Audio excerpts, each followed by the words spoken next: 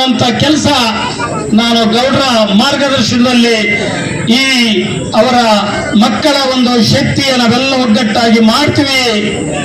ಈ ಒಂದು ಕ್ಷೇತ್ರಕ್ಕೆ ಅದನ್ನ ಲೋಕಾರ್ಪಣೆ ಮಾಡ್ತೀವಿ ಅನ್ನಂತ ಮಾತನ್ನ ಹೇಳಕ್ಕೆ ಬಯಸ್ತಾ ಇದ್ದೀರಿ. ಬಂಧುಗಳೇ, ನಿಮಗೆ ಇನ್ನೊಂದು ಮಾತನ್ನ ಹೇಳಕ್ಕೆ ನಾನು ಬಯಸ್ತಾ ಇದ್ದೀನಿ. ಸಿರಿಗೆರೆ ಜಗದ್ಗುರುಗಳು 57 ಕೆರೆಯನ್ನು ತುಂಬಿಸುವಂತ ಕೆಲಸ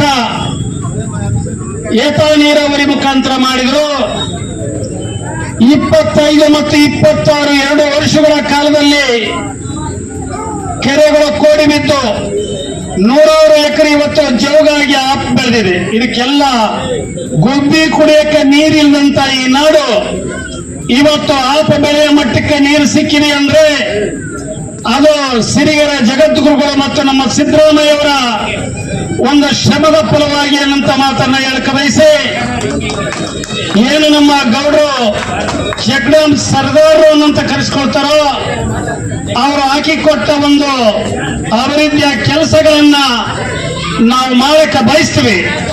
ಆ ನಿಟ್ಟಿನಲ್ಲಿ ಇಂಥ ಒಂದು ಕೆಲಸವನ್ನ ಮಾಡೋದ್ರ ಮುಖಾಂತರ ಇವತ್ತು ಕರೆಂಟ್ ಇಂದ ಅತ್ಯಗತ್ಯತೆ ಇದೆ.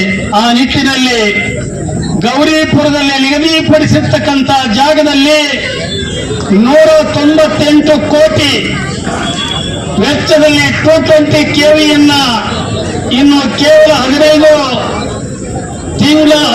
ಅಥವಾ 1 ತಿಂಗಳ ಒಳಗಡೆ DPR ಆಗಿ ಟೆಂಡರ್ ಆಗಿ ಕಾರ್ಯವನ್ನು ಮಾಡಿ ಮುಂದಿನ ವರ್ಷಕ್ಕೆ ನಾವು ಲೋಕಾರ್ಪಣೆ ಮಾಡಂತ ಒಂದು ಸಂತೋಷದ ಕೆಲಸವನ್ನು ನಾನು ಇವತ್ತು ನಿಮ್ಮೆಲ್ಲರ ಜೊತೆಯಲ್ಲಿ ಹಂಚಿಕೊಳ್ಳಕ್ಕೆ ಬಯಸ್ತಾ ಇದ್ದೀನಿ. ಅದರ ಜೊತೆಯಲ್ಲಿ ಕಾರ್ಮಿಕರ ಮಕ್ಕಳಿಗೋಸ್ಕರ ಒಂದು ವಸತಿ ಶಾಲೆಯನ್ನ ಮೊನ್ನೆ ಬಜೆಟ್ನಲ್ಲಿ ಮಂಜೂರಾಗಿದೆ. ಅದು ಅತಿ ಶೀಘ್ರದಲ್ಲಿ 10 ಎಕರೆ ಜಾಗವನ್ನ ಗುರುತಿಸಿ ನಾವು ಕೊಟ್ಟಿದ್ದೆ. ಆದರೆ ಅತಿ ಶೀಘ್ರದಲ್ಲಿ ಆ ಒಂದು 35 ರಿಂದ 40 ಕೋಟಿಯ ವೆಚ್ಚದಲ್ಲಿ ಒಂದು ವಸತಿ ಶಾಲೆ ಆಗ್ತಾ ಇದೆ.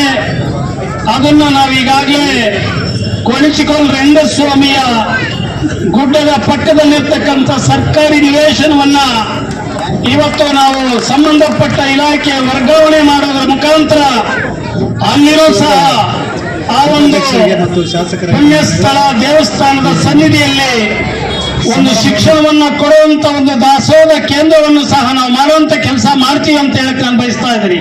ಹಾಗಾಗಿ ಇವತ್ತು ಸಾಕಷ್ಟು ಸಮಯ ಆಗಿದೆ.